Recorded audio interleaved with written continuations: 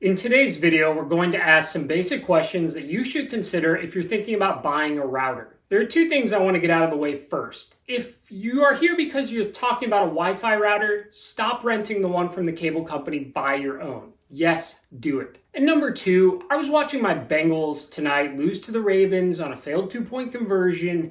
And when I watch my team, I think we've got a great offense. And I'd love to carve out most of the defense and carve out the coach and just kind of get rid of those areas and keep the overall offense and just kind of, put something in different. And to do that, the tool I would use, because I'm not a huge hand tool person, would be the router.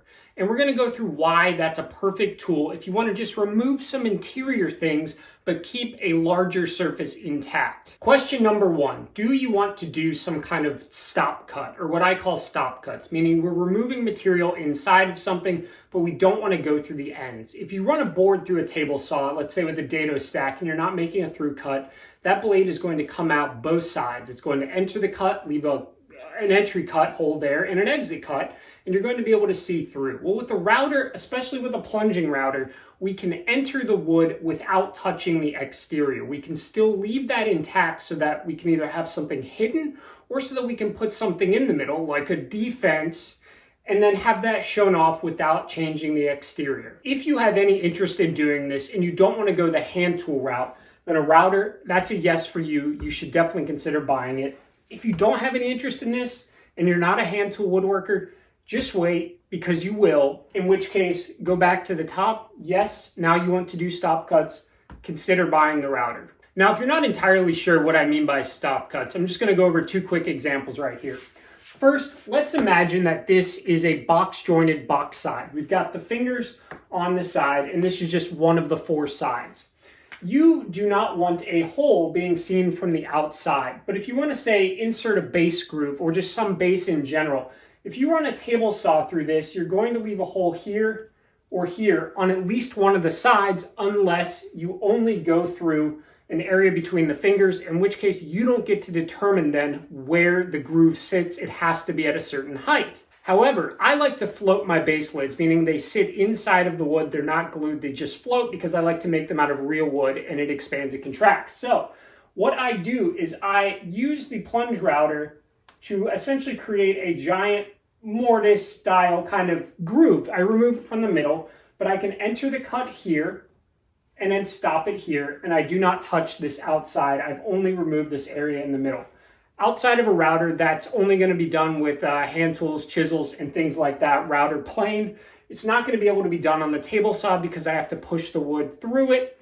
So this is really a great case for a router. If you want to make some kind of groove or dado that stops. You can obviously go through as well. They're great for that. But if you want to stop and not have something seen externally, the router is a great tool. Example number two, let's say you want to do some kind of unique inlay work. Let's picture this as being a box lid. And let's say you just want to add a shape. Let's just say a circle. How would you get that circle out? Well, you could hand tool it out. Good luck cutting a perfect circle. Or we take the router with an edge guide, and you can either go all the way through, or you can just do it down to a certain depth and simply remove this middle circle. And by edge guide, I mean circle cutting guide. And that allows us to only remove this area without touching the rest of the wood. There is no other power tool, really, for the most part, that can do that kind of removal. You can freehand it, you can trace things. There are bearings to guide you, bushings to guide you along different shapes. Unbelievable, limitless potential. You'll probably have seen this in some working videos with the bow ties that people put into tables. Most people remove most of that with a router and then clean it up with a chisel. These are two of my biggest reasons for using a router. I love, love, love doing stopped grooves for things like bases. Another good example of a stop cut is the famous juice groove in cutting boards. People love that. They just love putting juice grooves in for whatever reason, I guess to trap the juice. So to do that, again, you cannot enter on a table saw or any tool that goes through. You only want to remove material inside of the board. That's a router operation. Hand tools, that's going to take a lot of work. That's absolutely a router operation, and you'll probably want to use some kind of guide to do it as well to make sure it's just nice and clean. So if you are interested at all in cutting boards and doing a juice groove, which is a great beginning project, this guy is going to be for you. Question number two, do you have any interest in doing edge profiling? And what I mean by edge profiling is taking the edge, the outer side of a board, and cutting some kind of shape into it, a recess. You're removing material to leave a certain shape. I've got a bunch of edge profiling bits here, coves, roundovers, chamfers, OG bits, all kinds of different stuff. Now, these aren't used in a ton of projects, but like tables, cutting boards, all kinds of other stuff like that. If you want, you can add some kind of edge profile. It just can it can bring a little more, or it can even be as simple as softening an edge with a chamfer bit. It's just much quicker to do it with a router, and it's a consistent looking chamfer than trying to do it by hand if you're not a hand tool woodworking person or you don't want to sand it. So if you are at all interested in doing edge profiles on a table, on anything, you want to add a chamfer, you want to add a roundover, which are two of the most basic edge profiles, the router is going to be great for you. Yes, consider buying the router. If you don't have any interest in that, it's not a good reason to buy the router. They're very good at it. You can also do it with a trim router. Of course, I don't have a trim router. I just have a full size, so that's why this guy is up here. The next question we need to ask ourselves, are we interested in doing any kind of joinery with the machine, and especially for batching something out? As I mentioned earlier, box joints, I prefer them on the router. You can do those on the table saw. You can also do dovetails with the router and a dovetail jig for the router, and that'll just help you go faster. They'll be more uniform. Some people don't like the look, but let's say you're doing a whole bunch of drawers and you want to dovetail them and you're not going to be looking too much at the inside. The router is going to help you batch those out real quick. We can also do things like splines really easily on the router because we have a variety of bit sizes. You can go with an 1/8 of an inch bit all the way up to a bigger bit, 3/4, 1/2 inch. You can do a dovetail spline. It's just a very interesting operation that you can do on the router. So if you're looking for a way to do joinery and you don't want to do it by hand like with dovetails, or you've got a lot of it to batch out, box joints, etc., the router is a great tool to do the joinery on. However, I will add that for some of those, a router table is part of the package that you would need. So if this is a major reason for you, you're also going to have to get a router table. And that question is separate on its own of whether you should buy a table in the larger scheme. But for this one, you'd need a table. Up next, we have a very basic power tool question, but one that is absolutely essential to consider when buying a router. Are you okay with making a bunch of dust and a lot of noise? These are really loud, and most of them do not have great dust collection systems if you're using them in a plunge or handheld manner. Some of the very expensive ones, and I think maybe the newer DeWalt or maybe Milwaukee has some better built-in dust collection, but with the Bosch 1617, an absolutely great router, you're on your own, basically. It goes everywhere. A router bit spins in a 360 degrees, so that dust goes out and out and out. It will cover places in dust. And like I said, they're very noisy, a very high-pitched kind of sound. So if you are in an area where you can't make a bunch of noise, you've got a little kid or just somebody else is working from a home office perhaps, this is going to be a bit tricky for you. You're going to either have to take it outside or be in a room that's really got some noise canceling effect to it. So if you are okay with dust and noise, then you can definitely go ahead and buy the router. If you're not okay with it, you're probably not going to want to buy it, or you're going to need to find a setup somewhere where you can deal with dust and noise. It's a lot of sweeping afterwards, to be honest. Now, we have to ask the question, as with any tool purchase, what is your budget? I will say, I think the router is one of the great kind of variable budget tools. You can spend a little or a lot, and you can get a lot for a little as well. This one with the plunge and the fixed base is usually like $200, but you can get the motor and the fixed base for under $150, quite a bit. And a lot of these yellow bits probably come out to about $3 a bit. So you can get a heck of a lot for not a ton of money. However, if you are planning to do a lot with it over time, it's going to be better to buy a decent router, a slightly nicer one, and to invest at least in certain bits and higher quality bits. And those can add up over time. Decent router bits can be anywhere from $20 to $150 for certain ones. So you can slowly build up quite a bit of cost when it comes to the bits. I think it's definitely worth going with a decent brand router, though there are tons of options these days. DeWalt, Milwaukee, Festool, Bosch.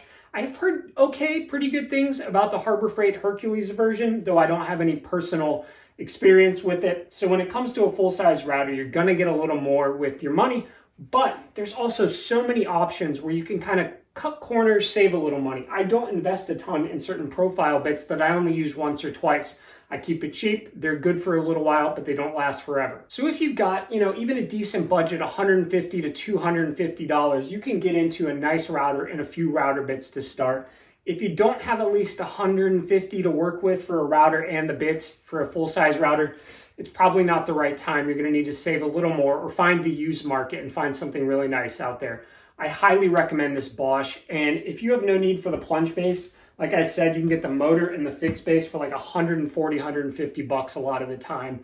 And a cheap set of these yellow Chinese bits on Amazon will run you $20 to $35. I think they're worth it. So definitely shop around when you're looking for your router. We're going to end here with two questions that are pretty common when buying a router. The first is full size versus trim routers, and the next is 1/4 inch shank versus 1/2 inch shank. The shank being this metal part on the bit that slides into the router and locks. So addressing full size versus trim, these perform similar but very different tasks at the same time. Let's say you want to hog off this and you've got to do a lot of it.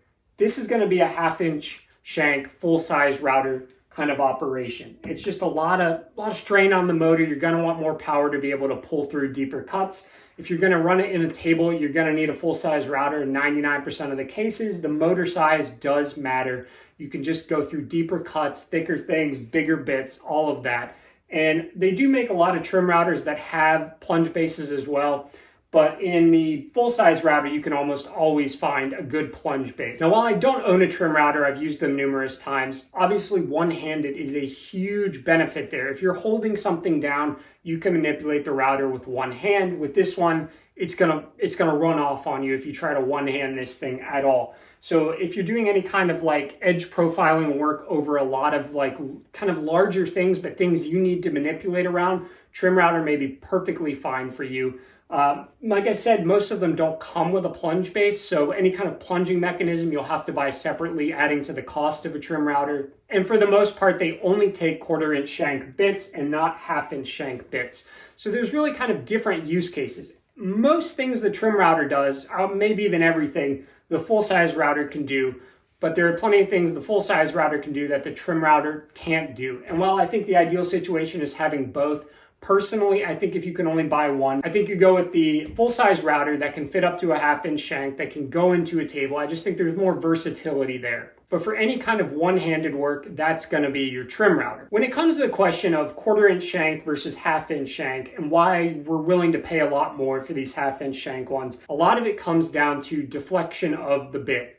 And the problem with deflection, obviously, is that it's not going to stay in the same spot as you're going through something, especially if you've got like a straight bit or you want to do any kind of mortising. Anytime I can, I buy 1/2 inch shank bits. They are more expensive and it's very annoying. And the only reason I do that is because some of the first bits I got were these 1/4 inch bits from a family friend. And they were working really fine. I was doing box joints until I wanted to take a deeper cut through a thicker piece of wood. And it just kind of slightly went off to the side as it was going through. And it's not something you could like watch it with your eyes and see, but when I went to put the joints together, they all had a slight kink kind of gap. There was like a little cant to all of them.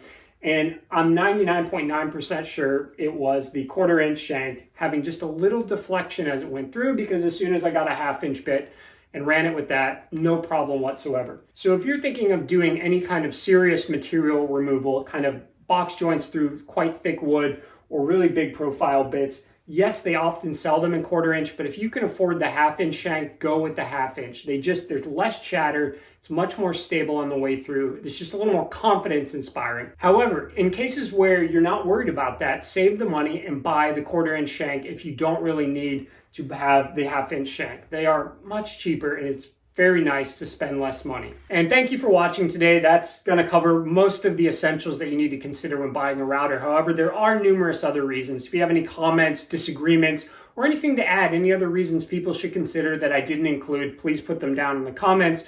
Thank you for listening to my sob story about my Bengals. Have a good one.